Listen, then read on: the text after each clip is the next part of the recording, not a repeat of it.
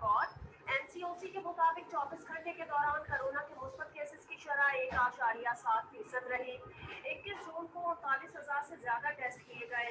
663 नए मरीज सामने आए। मुल्क भर में कोरोना से मजीद 27 अफराद इंतकाल कर गए।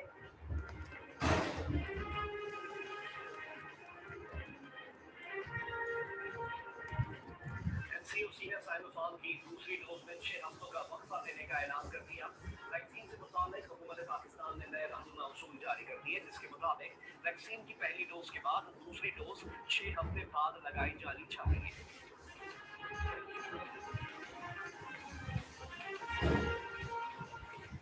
मुल्क भर में कोरोना से बचाव के लिए वैक्सीनेशन का सिलसिला जारी। लाहौर, इस्लामाबाद और कराची समेत मुख्तलिफ शहरों के वैक्सीनेशन मराकज पर गुज़श्ता रोज शहरियों का रश रहा। बेशतर मराकज में सिनोवैक और साइनोफार्म वैक्सीन दस्तयाब। इस्लामाबाद, लाहौर समेत पंजाब और पेशावर में एस्ट्राजेनेका वैक्सीन न होने के बायस बैरून मुल्क जाने के मुंतज़िर अफराद मायूस। Army chief general Qamar Javed Bajwa का आज़रबाईजान का दौरा। आज़रबाईजान के सदर और वज़ीर दिफा से मुलाकात। आईएसपीआर के मुताबिक मुलाकातों के दौरान बाहमी दिलचस्पी, इलाकाई सिक्योरिटी सूरत-ए-हाल, अफगान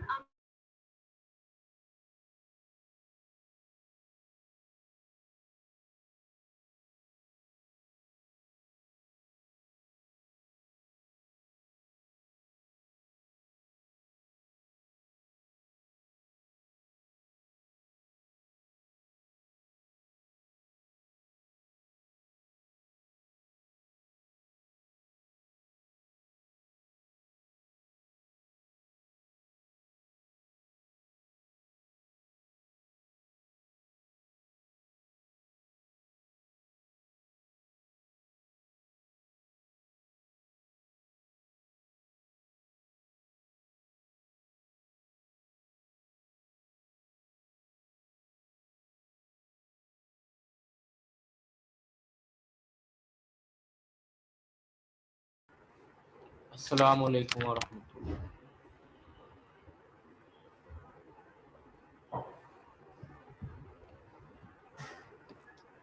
वालेकुम सलाम सर। वालेकुम सलाम सर। पिछली मरतबा डिस्कशन हमारी हो रही थी इंट्रोडक्शन के ऊपर। फिर इंट्रोडक्शन में हमारे पास ये बताया जाता है कि 3 रिसर्च क्वेश्चन होते हैं। मिनिमम जो है कितने, 3 रिसर्च क्वेश्चन जो है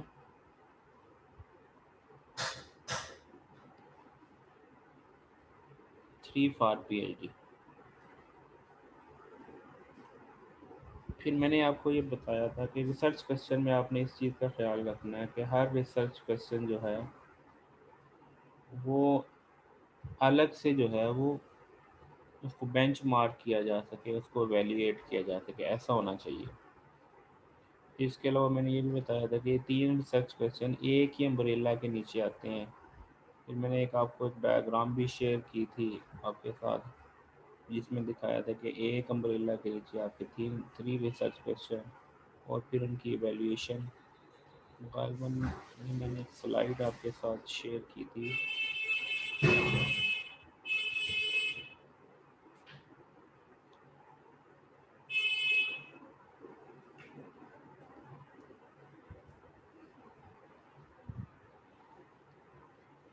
जिसमें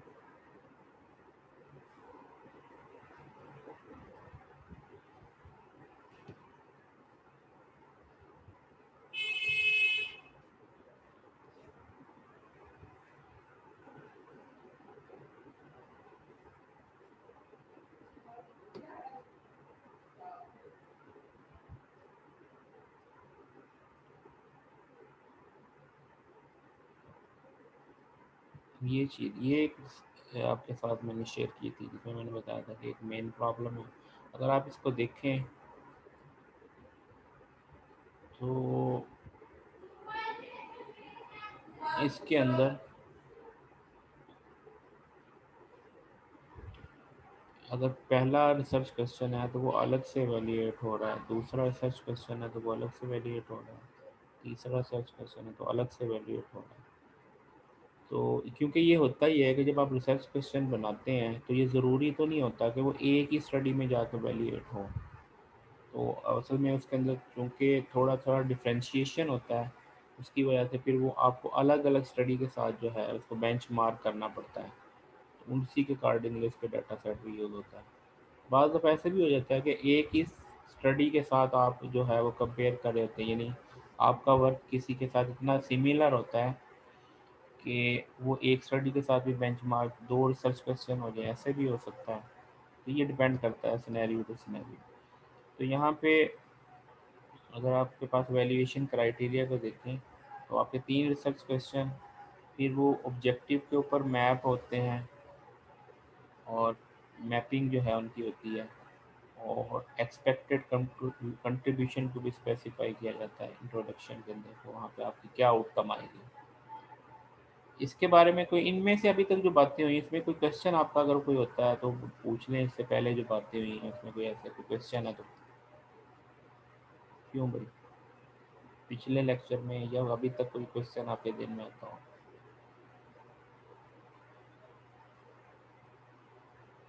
अच्छा, इसमें एक और चीज़, मेथडोलॉजी जब आप बनाते हैं, मैंने आपको बताया था कि जब आप ये काम शुरू करते हैं, इसमें इसमें मैं दोनों तरह से चल रहा हूँ। एक आपको ये एवेल्यूएशन क्राइटेरिया भी आपके साथ डिस्कस कर रहा हूँ, साथ में आपको थोड़ा सा जो है मेथडोलॉजी भी बता रहा हूँ कि आप कैसे जो है ये काम शुरू करेंगे। मेन आपका स्टार्ट होती है रिसर्च लिटरेचर रिव्यू से। लिटरेचर रिव्यू से ही आपका जो है रिसर्च क्वेश्चन निकलते हैं, और ड्यूरिंग लिटरेचर रिव्यू ही अब जब भी कोई बंदा कोई सिलेक्ट करता है किसी रिसर्च क्वेश्चन को, वो खाली ये सोच के नहीं करता कि मुझे प्रॉब्लम मिल जाए, इसके साथ साथ उसको सलूशन भी मिल रहा होता है, क्योंकि वो सलूशन जहन में आता है तभी वो उस प्रॉब्लम को सिलेक्ट करता है। अगर आपने ऐसे किया कि आपने प्रॉब्लम पहले सिलेक्ट कर लिया, ये प्रॉब्लम है, अब सलूशन ढूंढने में कि अब देखो भी इसका सलूशन कैसे होगा, इसका मतलब ये है कि आपका जो लिटरेचर रिव्यू है वो up to the mark extensive नहीं है। होता ये है कि लिटरेचर रिव्यू में ही प्रॉब्लम फार्मूलेशन होती है।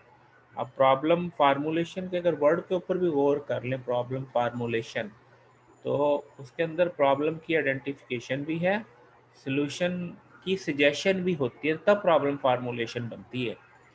तो यहाँ पे आपकी जो मेथडोलॉजी है वो भी लिटरेचर रिव्यू में साथ के साथ बन रही होती है। आपका प्रपोज, अब ये एक तो ये है ना प्रपोज मेथडोलॉजी, अब ये अगर कंटेंट वाइज देखे जाए तो आपकी डायग्राम वो कह रहा है कि प्रपोज मेथडोलॉजिकल डायग्राम आप मेथडोलॉजी में देते हैं, फिर आप उसकी फेजेस प्रेजेंट करते हैं जो मेथडोलॉजी की है, हर फेज में क्या कुछ होगा, इनपुट आउटपुट बताते हैं, डाटा की इनपुट क्या है आउटपुट क्या है, फिर आप सोर्स ऑफ डाटा इनपुट बताते हैं, जैसे आपका जो भी आप डाटा सेट यूज़ करते हैं उसके बारे में बताते हैं, डाटा सेट जो भी यूज़ होगा उसके बारे में बताते हैं। क्योंकि जब आपने बेंचमार्क करना है तो किसी ना किसी डाटा सेट के ऊपर आपने अपने रिसर्च को एवेल्युएट करना होता है, तो उसका सोर्स बताना होता है। फिर आपकी research technique, method, procedure, framework जो भी आपने प्रपोज किया है उसको प्रॉपरली जस्टिफाई करना है। जस्टिफाई का क्या मतलब, अब आपने कह दिया जी मैंने रिसर्च क्वेश्चन 1 के अगेंस्ट फ्रेमवर्क बनाया, अब आपसे क्वेश्चन पूछ सकता है आपने फ्रेमवर्क ही क्यों बनाया, प्रोसीजर क्यों नहीं बनाया, मेथड क्यों नहीं बनाया, टेक्निक क्यों नहीं बनाया, या कोई और चीज़ क्यों नहीं बनाई, तो वहाँ पे आपको वो चीज़ जो है वो जस्टिफाई करनी पड़ेगी। अब इसमें बाज़ दफ़ा आपके पास ये मुख्तलिफ लिमिटेशन होती हैं। लिमिटेशन ये होती है कि बाज़ दफ़ा जो एवेल्यूएटर है वो ये भी कह सकता है कि आपने तो फ्रेमवर्क बनाया है, बेंचमार्क आप जिसके साथ कर रहे हैं वो मेथडोलॉजी है, तो आपने मेथडोलॉजी क्यों नहीं बनाई, आपने फ्रेमवर्क ही क्यों नहीं बनाया। तो इस चीज़ को भी आपको जस्टिफाई करना पड़ता है, और फिर इसका फिर जो ईजी सोल्यूशन फिर वो यही नज़र आता है कि आपने जहाँ जिसके साथ बेंचमार्क करनी है, अगर वो मेथडोलॉजी है तो आप भी मेथडोलॉजी बना लेते हैं प्रपोज में, अगर वो फ्रेमवर्क है तो आप फ्रेमवर्क बना लेते हैं। उसका वो ईजी सोल्यूशन यही है जो है ना वो समझ में आता है। अब जो डाटा सेट आप है वो एक रिलायबल डाटा सेट हो। अब रिलायबल किस सेंस में, एक तो अवेलेबल हो, और लोगों ने उसको बेंचमार्क किया तो वो अब जो है वो रिलायबल हो जाए। ऐसे नहीं कि आपने आपने प्रॉब्लम बनाया, आप अपने ही डाटा के ऊपर उसको कर रहे हैं, तो फिर वो बेंचमार्क कैसे करेंगे? तो फिर कैसे कौन ये बात बताएगा कि जो आपने काम किया है वो अप टू द मार्क है, वो अप टू द स्टैंडर्ड है, बेंचमार्क हुआ है कि नहीं? तो इसलिए फिर वो क्या है, आप रिलायबल डाटा सेट ही यूज़ करते हैं। ठीक है। अब इसके अलावा एक्सपेक्टेड फाउंडिंग, एक्सपेक्टेड फाउंडिंग में क्या है कि आप जो रिसर्च कर रहे हैं उसकी आउटकम क्या होगी। सिनॉप्सिस टाइम पे जो है आमतौर पे जो क्वेश्चन पूछा जाता है वो आपसे कहते हैं जी आपने कोई प्रिलिमिनरी रिजल्ट बनाए हैं। आप कहते हैं नहीं कि मैंने तो लिटरेचर रिव्यू ही किया है, मैंने इसका कोई प्रिलिमिनरी रिजल्ट कब बनता है? जब आप कोई सोल्यूशन प्रपोज करते हैं और उसके कोई इनिशियल रिजल्ट्स ले लेते हैं तो तब बनते हैं। अच्छा, अब जो इवेल्युएटर होता है, अगर आपने प्रिलिमिनरी रिजल्ट नहीं बनाया तो फिर वो आपको क्या पूछता है कि अच्छा आपका रिजल्ट कैसा आएगा। तो फिर आपसे वो कोशिश करता है कि ये चीज़ वहीं पे क्लियर हो जाए कि आपका काम किस जैसा होगा। तो उससे फिर आपको कहता है अच्छा आपकी कोर स्टडी कौन सी है। यहाँ पे एक और बात भी जो है ना, जिससे पता चलता है कि यहाँ पे कुछ जो है इंडिकेटर्स होते हैं जिनसे पता चलता है कि जो स्कॉलर है उसका लिटरेचर रिव्यू, उसका सिनॉप्सिस कैसा है। वो इंडिकेटर्स के अंदर कोर स्टडीज़ भी होती हैं। उन आपसे पूछा जाता है जी अच्छा चलें आप ये बताएं आपकी कोर स्टडीज़ कौन सी है। कोर स्टडीज़ कौन सी होंगी? वो स्टडीज़ जिन जैसा काम आप करना चाह रहे हैं, जिसके जैसा काम आप करना चाह रहे हैं। अभी किसी को यही नहीं पता होगा कि मेरी कोर स्टडी क्या है, इसका मतलब उसका लिटरेचर रिव्यू पुअर है, उसकी जितनी भी बातें हैं वो रिलायबल नहीं है। तो ये भी एक जो इंडिकेटर देखा जाता है कि उस बंदे को ये भी पता है कि नहीं कि भाई मेरा काम किसके जैसा होगा, मेरी आउटपुट किसके जैसी होगी। तो वो चीज़ भी जो है उसको देखी जाती है। तो वो की फाइंडिंग्स जो है वो तभी पता चलती हैं जब आपको पता हो कि मेरा काम इसके जैसा है, तो इसका मतलब मेरे रिजल्ट भी इसके जैसे आएंगे। ठीक है। तो expected finding are highly consistent with the objective of the study. और वो भी है कि जो आप कह रहे हैं कि ये आउटपुट आएगी वो चीज़ जो है वो मैप करते हो किसके साथ, आपके ऑब्जेक्टिव के साथ, कि वही चीज़ अचीव कर रहे हैं या कुछ और अचीव कर रहे हैं। ठीक है। अब यहाँ पे एक और चीज़ है, यहाँ पे हर चीज़ अगर आप देखें फिर रेफरेंस को चेक किया जाता है कि रेफरेंस के अंदर आपने जो कोर्स स्टडी बनाई है वो कोई कॉन्फ्रेंस पेपर को तो नहीं बना लिया, या आप वो जर्नल पेपर तो है वो नॉन इंडेक्स जर्नल पेपर तो नहीं ले लिया। ये चीज़ भी देखी जाती है, क्योंकि जितना आपका सोर्स रिलायबल होगा, जितनी जो भी आपकी कोर्स स्टडीज़ हैं अगर वो अच्छे जर्नल में, जितनी अच्छे जर्नल में छपी होगी उतनी ही वो ज़्यादा रिलायबल होगी, उतनी ही आपको आसानी भी होगी। वजह क्या है आसानी की? अब ये भी एक मिथ सोच लें, ये एक समझ लें बात कि जितने आप क्वालिटी वाले पेपर्स पढ़ेंगे उतनी आपकी लाइफ आसान होगी। वजह क्या है? फर्ज किया अगर आप Q1 जर्नल का कोई पेपर देखते हैं तो Q1 जर्नल पे पेपर छपता ही वो है जिसका जो है जो प्रॉपर बेंचमार्क हुआ हो, जिसका एल्गोरिदम्स दिया हो, जिसका जो है जो वैल्यूएशन मैट्रिक्स बताए गए हों, स्टडी को बेंचमार्क किया गया हो, उसी को वो एक्सेप्ट करते हैं। तो इसका मतलब ये है कि वो सारी चीज़ें अच्छे पेपर के अंदर ही मिलेंगी। अगर आप अच्छे पेपर पढ़ेंगे तो इसका मतलब आपको कल को ये मसला नहीं होगा कि मुझे डाटा सेट नहीं मिल रहा, मुझे जो है वो स्टडी नहीं मिल रही जिसके साथ मैंने अपने रिजल्ट कंपेयर करने हैं। इसी को तो कोर स्टडी कहते हैं, इसी को तो बेंचमार्किंग कहते हैं कि आप अपने काम को किसी के साथ कंपेयर करें। बेंचमार्किंग का जो एक असूल है कि अब देखो ना, दो पहलवान हों तो दो पहलवान का मुकाबला तभी होगा कि दोनों का जो है वो वेट कैलिबर सेम हो, दोनों की जो टेक्नोलॉजी है सेम। अब एक कहते हैं जी एक तरफ कराटे वाला ले ले, एक तरफ जो है वो दूसरा वो जो देसी कुश्ती वाला ले ले, तो वो गड़बड़ हो गई। तो उनका जो है वो क्या, दोनों दोनों का जो कंपैरिजन है वो सेम फील्ड के ऊपर हो, सेम फील्ड के ऊपर, सेम पैरामीटर्स के ऊपर हो, तभी है। तो इस अब यहाँ पे रिसर्च में इस बात को हम कैसे लेंगे कि जिस बेंचमार्क करने के लिए जिसके साथ कर रहे हैं, जिस उसने जो डाटा सेट यूज़ किया आप भी उसी डाटा सेट के ऊपर अप्लाई करें। फिर एक और बात, अब ऐसे नहीं हो सकता, अब ये नहीं हो सकता अब आप कहें जी उसकी तो जो है अनसुपरवाइज लर्निंग अप्रोच थी, आपकी सुपरवाइज लर्निंग है, तो अब ये कंपैरिजन नहीं हो सकता क्योंकि सुपरवाइज लर्निंग अप्रोच का हमेशा रिजल्ट अनसुपरवाइज से ज़्यादा आता है। तो अब आप अपनी सुपरवाइज लर्निंग अप्रोच बना रहे हो और आप कहें जी मेरा रिजल्ट उससे अच्छा हो गया, तो ये कंपेरेबल नहीं है।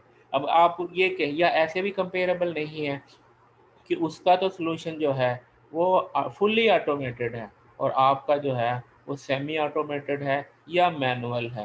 तो अब मैनुअल के अंदर जो है वो तो ह्यूमन इंटेलेक्चुअल यूज़ हो गया, ह्यूमन इंटेलेक्चुअल के रिजल्ट हमेशा अच्छे आएंगे। ठीक है, तो वो कुछ चीज़ें हैं जिनके जिनके ये नहीं कि वो सेम कंस्ट्रेंट के अंदर चीज़ों को बेंचमार्क किया जाता है। तो अब यहाँ पे वो बेंचमार्किंग में फिर रिलायबिलिटी आपकी क्या है, सोर्स जो जितना आपका रिलायबल होगा उतना ही काम आपका सहूलत के साथ।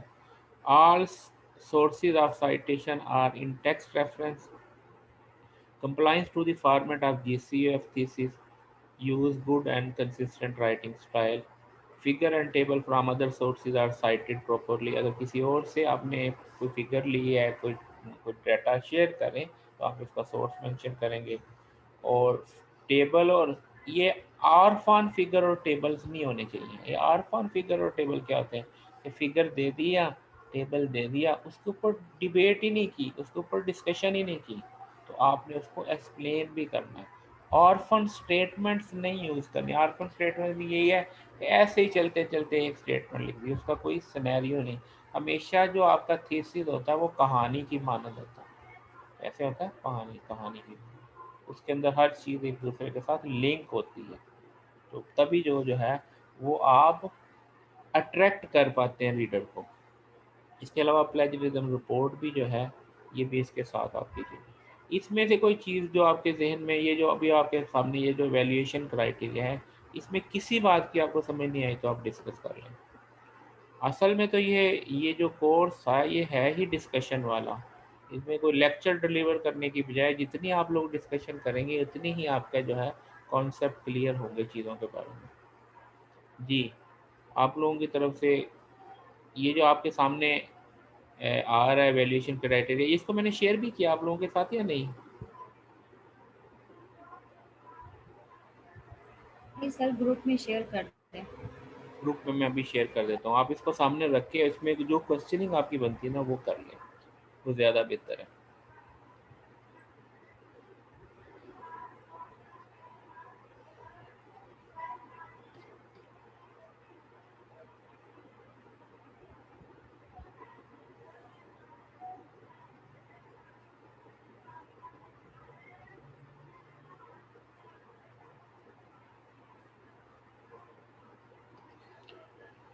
अच्छा जी, इसको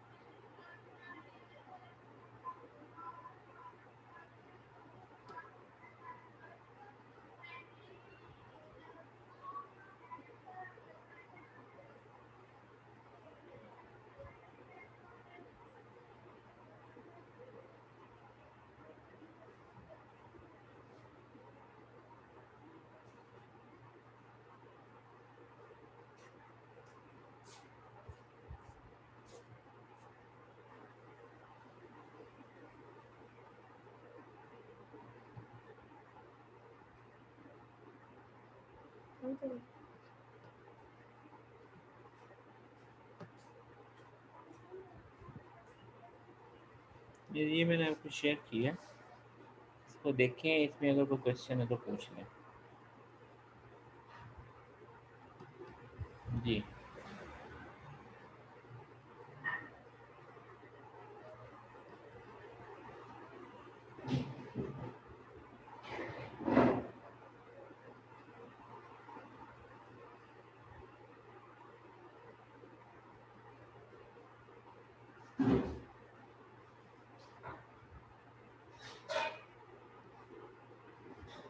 ये चीज़ें चूँकि अभी आप लोगों ने इसमें से गो थ्रू नहीं हुए, इसलिए आपको इन चीज़ों के क्वेश्चन भी नहीं आ रहे। जब बनाएंगे तब आपके ज़हन में ये क्वेश्चन अराइज होने हैं कि ये क्या चीज़ है।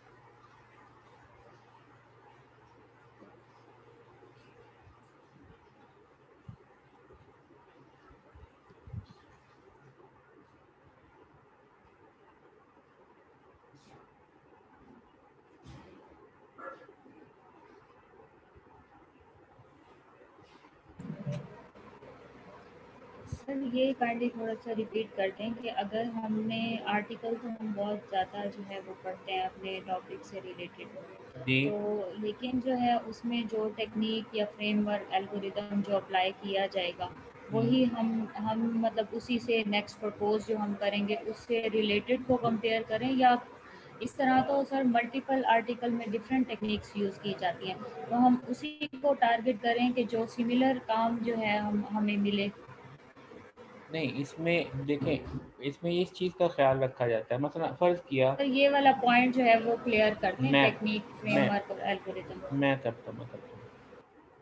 अब होता ये है कि एक, अब आपने देखा होगा ना, आपने कोई एक टॉपिक लिया, उस टॉपिक पे अगर 5 पेपर पब्लिश हुए हैं, इसका मतलब ये है कि पाँचों का काम डिफरेंट है तभी पब्लिश हुआ, अदरवाइज तो पब्लिश नहीं हो सकता अगर सेम हो। तो जब आप कंपेयर करेंगे ना, जब आप लिटरेचर रिव्यू करेंगे, तो लिटरेचर रिव्यू करते हुए आपको पता चलेगा कि हर एक के काम के अंदर क्या क्या डिफरेंस है। जब आप डिफरेंस ले लेंगे, फिर आप देखेंगे कि हर एक के काम के अंदर लिमिटेशंस क्या क्या हैं, वो भी आपके सामने आ जाएंगी। फिर आप ये देखेंगे कि एक की अगर परफॉर्मेंस इम्प्रूव हुई तो कौन सा फैक्टर उसने इंट्रोड्यूस करवाया जिससे परफॉर्मेंस इम्प्रूव हो गई। तो इसका मतलब ये है कि सबके जो प्लस पॉइंट हैं उनके सॉल्यूशन की, वो भी आपके सामने आ जाएगा। अब आपने ये देखना है कि अब अगर फ़र्ज़ किया कि सब ने एक ही सीक्वेंस के साथ एक ही अप्रोच को, यानी एक कैटेगरी ऑफ अप्रोच को लेकर, फ़र्ज़ किया मशीन लर्निंग बेस्ड है और सुपरवाइज है, सबके 5 के 5 की सुपरवाइज लर्निंग बेस्ड अप्रोच है, ठीक हो गया, सबका डाटा सेट भी सेम है। तो अब आप क्या देखेंगे, जो लेटेस्ट वन है जिसकी परफॉर्मेंस सबसे हाईएस्ट है, उसको आप कोर्स स्टडी बनाएंगे। यानी आप भी उसी एरिया में रहते हुए अगर आप कर रहे हैं, अब आप उसको देखेंगे कि उसने क्या किया है। ये वाली चीज़ें अब इसके अंदर भी जो ना 2 पर्सपेक्टिव हैं, जो मैंने आपको बताया ना, एक है यूके स्टाइल। यूके स्टाइल के अंदर ना प्रोसेस के ऊपर बड़ा ज़ोर दिया जाता है। तो जो प्रोसेस को ज़ोर देते हैं ना, तो फिर वो इसकी सारी चीज़ों को जो है अप टू द स्टैंडर्ड लेके चलते हैं। तो वो ये कहते हैं कि फ्रेमवर्क को फ्रेमवर्क के साथ ही कंपेयर किया जा सकता है, फ्रेमवर्क को मेथोडोलॉजी के साथ नहीं कंपेयर किया जा सकता।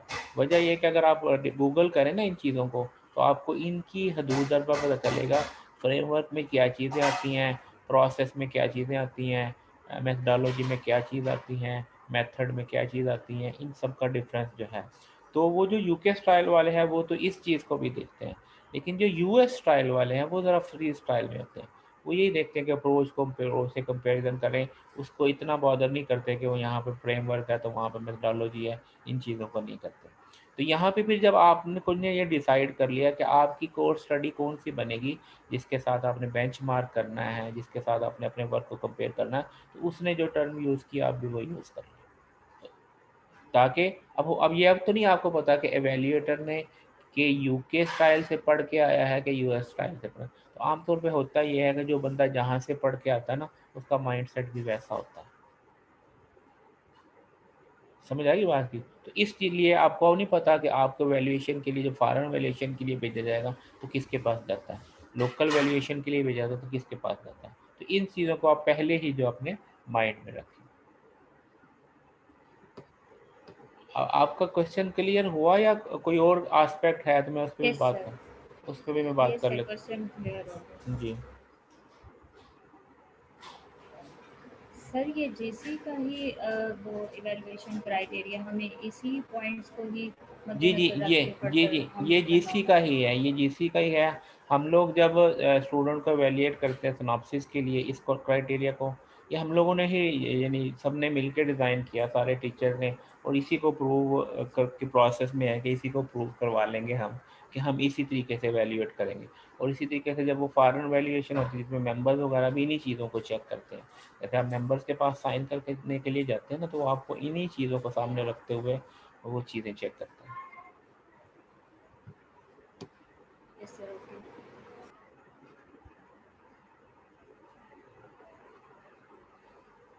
और कोई चीज़, कोई ऐसी चीज़ जो आपको, यानी आपने रिसर्च मेथोडोलॉजी में डिस्कस नहीं की, या कोई ऐसा पॉइंट जो आपको क्लियर नहीं है, हो सकता है ना इसमें देख लें कि जो चीज़ आपको लगे कि वो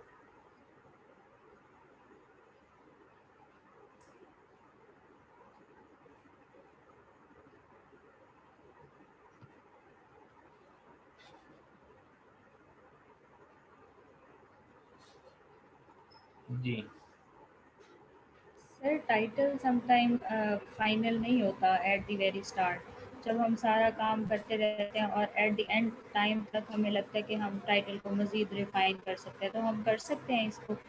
इसमें मैंने बताया कि यहाँ पे एक हेडिक है कि यहाँ पे जब बोर्ड ऑफ स्टडी के अंदर जब आप सिनॉप्सिस जाता है ना, तो बोर्ड ऑफ स्टडी में वो प्रूव हो जाता है, उसकी जो है उसका टाइटल जो है प्रूव हो जाता है। अब उसके बाद अगर आपने उसको चेंज करना है तो उसको फिर दोबारा बोर्ड ऑफ स्टडी से सारे प्रोसेस से गुजारना पड़ता है। यानी आपको अगर फ़र्ज़ किया आपने थीसिस सबमिशन से 6 माह पहले आपको पता चल गया कि इस टाइटल में जो है जो मैं काम कर रही हूँ वो इससे ज़रा हट गया है, टाइटल इसको सूट नहीं कर रहा, तो वो आप उसी वक़्त वो वाला अपने सुपरवाइज़र को बता के कि ताकि वो आपके टाइटल को अपडेशन के लिए भिजवा दें।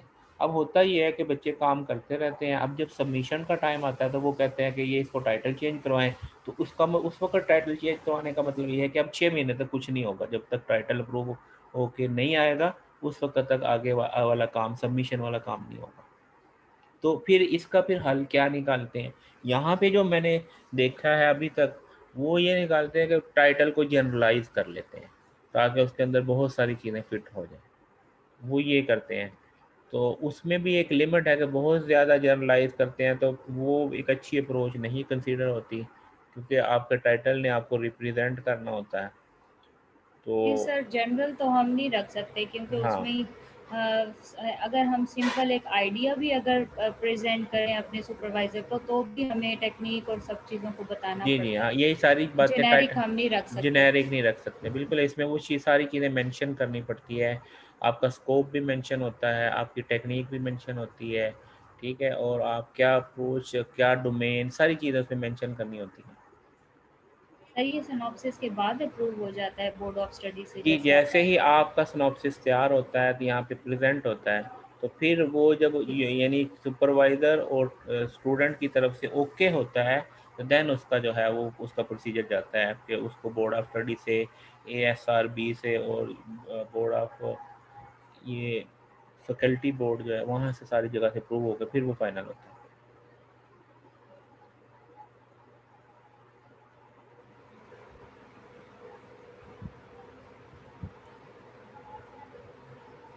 जी सर। और किसी का कोई क्वेश्चन हो?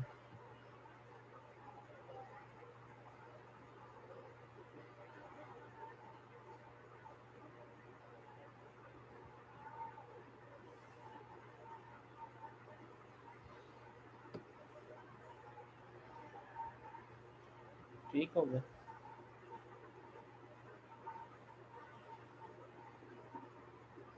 चलिए जी, ये भी आप लोगों के साथ शेयर हो गया। नेक्स्ट जो है कुछ और टॉपिक देखते हैं, फिर आपकी सेमिनार से रेलेवेंट जो है कुछ चीज़ें।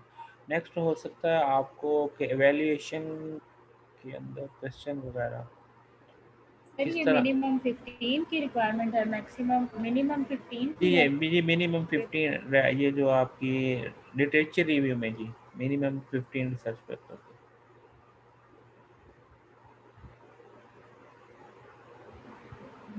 लेकिन इसमें ये मिनिमम इसलिए दी है ताकि ख़ास तौर पे ना ये प्रॉब्लम आता है MS वाले बच्चों के साथ। अब PhD वाले बच्चे अगर ये देख के चलेंगे ना कि 15 का क्राइटेरिया लेके चलेंगे तो वो सक्सेसफुल नहीं होंगे। इसका मतलब ये है कि उनका लिटरेचर रिव्यू मुकम्मल नहीं होगा। आप कोई काम कर लेते हैं, हर चीज़ कर लेते हैं, जब आप वैल्यूएशन के लिए जाते हैं तो वैल्यूएटर ने तो ऐसे नहीं देखना, उसने तो देखना लेटेस्ट इस एरिया में क्या हुआ है, और फिर वो कहता है ये काम तो बहुत पहले हो चुका जो आप कर रहे हैं। समझ आई बात की? तो इसलिए आपका लिटरेचर रिव्यू मुकम्मल होना चाहिए। आपका जिस एरिया में जितने पेपर हैं वो सारों का आपको पता होना चाहिए कि इसमें क्या हुआ। इवन जो है अगर वहाँ पे भी आपकी क्वेश्चनिंग होती है ना आपसे, आमतौर पे इस तरह की चीज़ें कॉन्फ्रेंस के अंदर होती हैं, आप अपना पेपर प्रेजेंट कर रहे हैं, वो आपसे कहते हैं ये काम तो हुआ हुआ, तो आप फ़ौरन बताएं हाँ जी ये मेरी नज़र से घुस रहा है, इसके अंदर ये चीज़ थी, हमारा इस एंगल से ये इस एंगल से, वो सारी चीज़ें फिर उसको भी पता चलता है कि इसका लिटरेचर रिव्यू मुकम्मल। सर काम तो बहुत ज़्यादा हुआ था वैसे टेक्निक्स पे, हम नहीं, पेपर इसीलिए पोस्ट ना करते थे आपने एक चीज़। जब आपने लिटरेचर रिव्यू करना है तो आपने अपने एरिया से बाहर नहीं जाना और उसको नैरो डाउन करते रहना। अगर आप बहुत ज़्यादा जाएंगे तो आपके हाथ कुछ नहीं आएगा। फिर जितना आप अपने टॉपिक के ऊपर रहेंगे, अपने स्कोप के अंदर रहेंगे, इसीलिए कहते हैं स्कोप से बाहर नहीं जाना।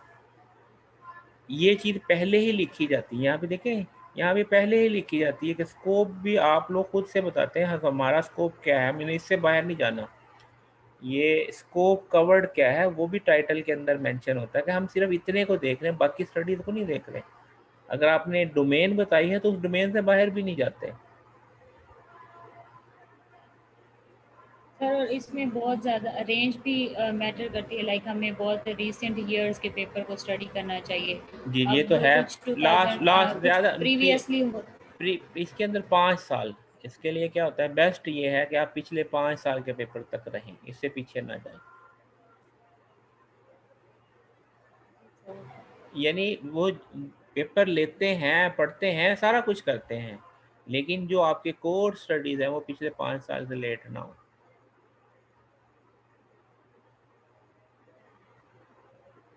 वजह यह है कि 5 साल तो वो हो गया, अगर फ़र्ज़ किया आप 5 साल पुराना पेपर लेते हैं, 3 साल 4 साल आपकी पीएचडी के भी हो गए, तो जब आप प्रेजेंट कर रहे होते तो वो 8-9 साल का गैप बन चुका होता है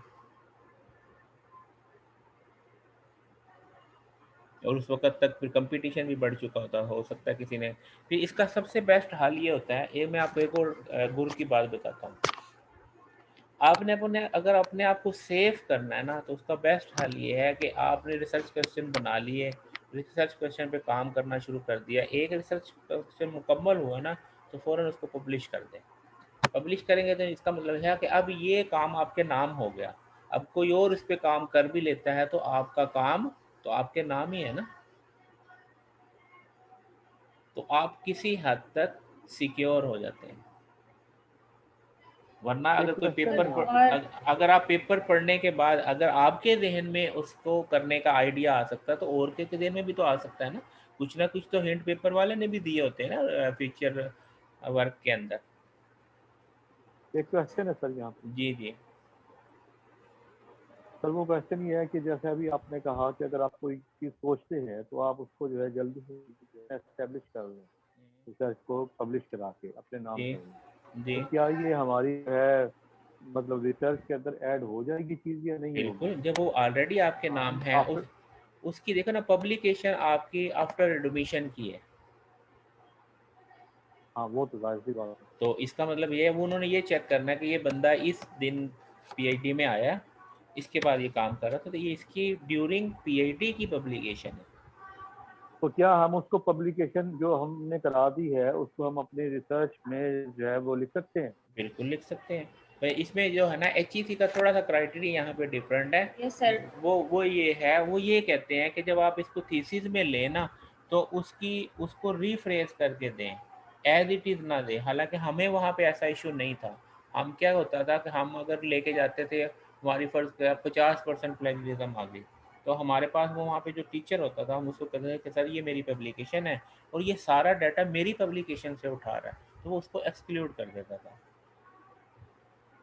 यहाँ पे कुछ लोगों को इश्यू आए कि एक चीज़ में जाके मसले आ जाते हैं कि थीसिस तो पेपर के साथ मैच हो रहा है, और वो इतने कंसर्न पीपल नहीं होते, वो ये नहीं सेंस कर देखते नहीं है कि भाई अगर इसका ये थीसिस के अंदर ये आ रही है, इसकी प्लेजरिज्म आ रही है, तो इसकी के पेपर से आ रही है। वो इस झंझट में पड़ते नहीं है, तो फिर वो जो बाद की हेडेक है उससे बचने से वो ईजी हल यही ढूंढते हैं कि आप थीसिस में दें तो रिफ्रेश करके दे दें, ताकि वो अपने वाले पेपर के साथ भी जो है ना प्लेजरिज्म ना निकाल सके।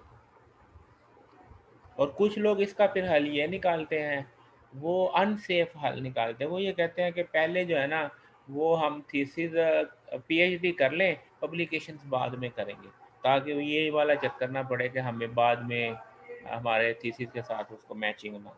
कुछ लोग ये करते हैं, लेकिन मैं इसको रिकमेंड नहीं करता। मेरे ख्याल से तो ये है कि पब्लिकेशन कर लें। कितनी हेडेक है रिफ्रेश की, कितनी हेडेक, कोई इतना बड़ा इशू तो नहीं होता रिफ्रेश करना। सर हमारी डिग्री की रिक्वायरमेंट तो 1 पेपर है। जी जी, 1 पेपर ही है। हेलो, हाँ जी, 1 पेपर है आपकी डिग्री के। डब्ल्यू कैटेगरी का। जी, W कैटेगरी। और इसमें W कैटेगरी का अभी तक तो अच्छा सर, शायद। थीसिस में जी, जी जी इसमें शायद क्राइटेरिया W कैटेगरी का अब हो गया है मेरा ख्याल। आप ये W कैटेगरी का ले लें, पहले शायद नहीं था। इसको आप रिकन्फर्म कर लीजिएगा एडवांस स्टडी के लिए। लेकिन अभी तक जितने लोगों ने ये वैल्यूएशन हुई उनकी तो W कैटेगरी ही ली है इन्होंने।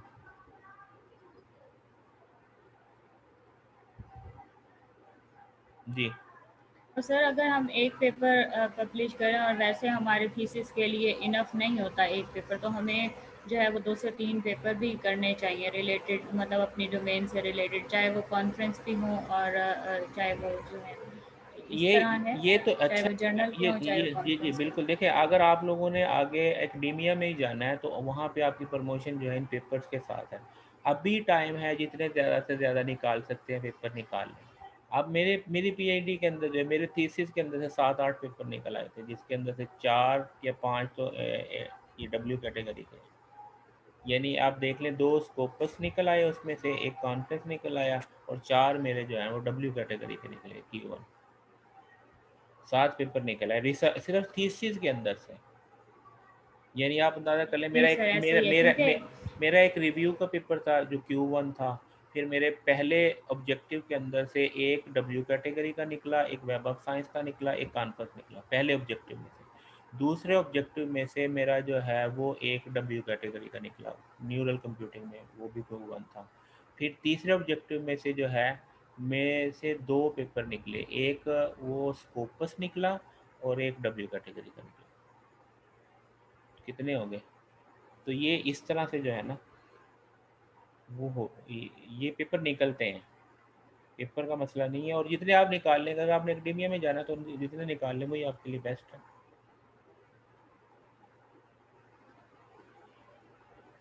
जी, और